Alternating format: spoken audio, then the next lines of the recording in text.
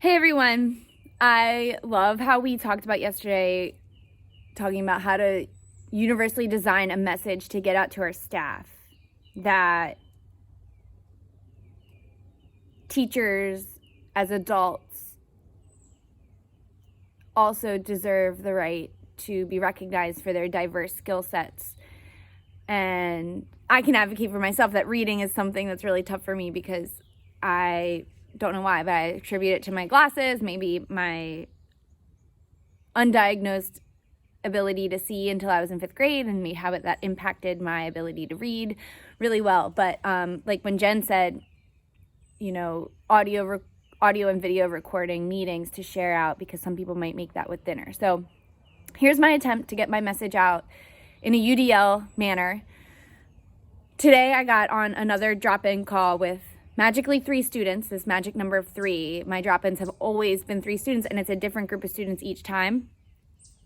And the conversation starts off about true organic things that the kids did. And so this group of students all play Fortnite, and we began analyzing the correlation and idea of causation with 2 changing quantities. We got to talk about ratios, proportional relationships, exponential relationships, linear relationships, the coordinate plane. We started talking about igloos. We started talking about 90-degree angles. We started talking about Euclidean and non-Euclidean geometry. We reached back to basics.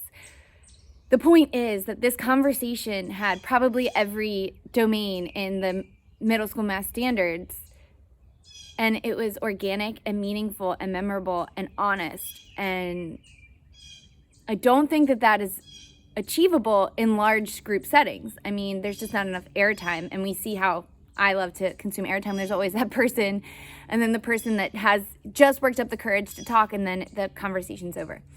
So I am wondering, how do we empower teachers to maybe start the school year off next year with conversations? And how do we embrace this win time each day? I've just searched forever because in my emails, looking for the email that Jim sent out regarding potential schedules, and then I reached out to a colleague, and apparently that's not been sent out publicly.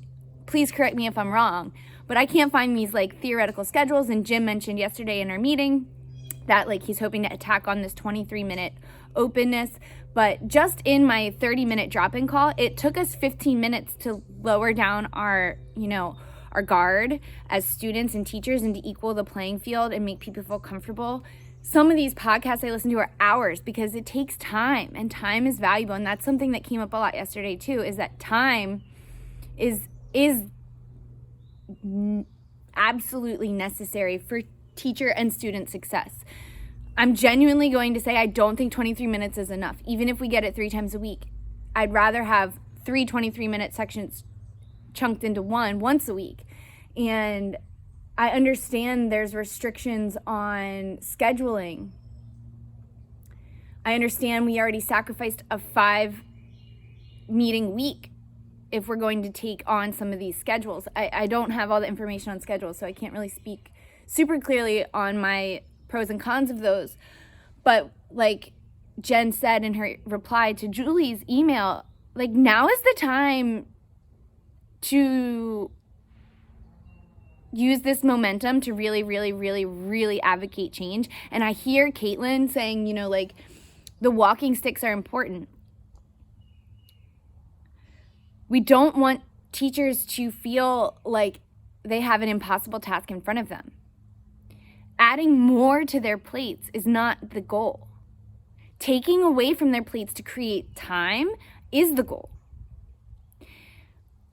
My lesson this morning with 3 students that probably by the end of the year, one of them probably has a D, classically, as we used to grade, and as my interpretation of our grading system at the intermediate school in the past is, you are earning the % of the standards that you've mastered. But we're assessing that with high stakes tests only. And the student on my call this morning that had the most insight in ratios, proportional reasoning, changing quantities. The one student that was really fueling this mathematical, very, very insightful mathematical conversation probably has like maybe a 60% in my class because of how we have traditionally formatted classrooms, structured lessons, and then concluded with a test. Now, wouldn't it be amazing if I could have an advisory win class, have a small group conversation with 3 students, and in that moment, I can check those boxes. Proportional relationships, graphing two changing quantities on a coordinate plane, and identifying real life situations where mathematics can be applied. Like if I had a check sheet for a single page check sheet for every student, boom, they got it. And if grades are showing the percent of standards that students are attending to or practicing, and maybe they get a star when it's, in my opinion, mastered. And my opinion is much different than the other 7 math teachers in the building, but maybe the meet expectations and does not meet expectations grading system we've adopted in the remote learning can help teachers realize that student success does not have to be defined by high stakes tests, and that we can still attach a percentage, but it's not based on how many questions you get right or wrong on an isolated compilation of exercises on a test. It could be, because some kids love that. It could be. That's still an option. I mean, we have oodles of tests that we can give. Like the bank of tests is vast. Where's the bank of memorable conversations? And then if we can record those conversations with students and post them so others can hear the perspectives of others, like how powerful is that? And there's like very little prep time other than being an expert in your field and being a good listener.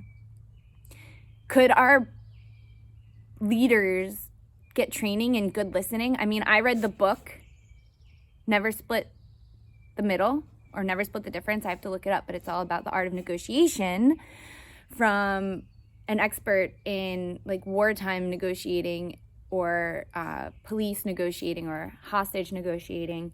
But it really applies to teaching and parenting and relationships with yourself and others. And so really what I heard from yesterday is we need a UDL message to all staff that is not a game of telephone where it changes every time a new person interprets it and then passes it on. We need a network, a comprehensive network of humans that interact with each other in an honest way. So while there is a chain of command, any old teacher should be able to go to Jim's drop-in office hours. You know, like I went to all the office hours in college. I don't know if that tells you a lot about who I am, but most of the time I didn't go because I had a question. It was because I went and I wanted to hear the questions of others in a low stakes situation, unlike in class where the professor was trying to get content in for the mass. I went for these intimate settings, and that's where I thrived. Office hours is a beautiful idea. I know that was suggested. Not taking away the crutches. Yes, some kids love testing. Yes, give it to them. And can be a crutch for some teachers. And giving teachers permission. So I think we need lots of examples. I think we need standards on a sheet that teachers can check off. I think that we need to be recording. I wish I can start recording drop-in calls with these kids so I can share with you how we learn about all these 7th grade standards, talking about dirt bikes or talking about, is water wet? Yeah. We had a whole 30-minute math conversation about defining water and wet and how that relates to math, and talking about surfaces, which is the 7th grade math skill. It goes on and on. So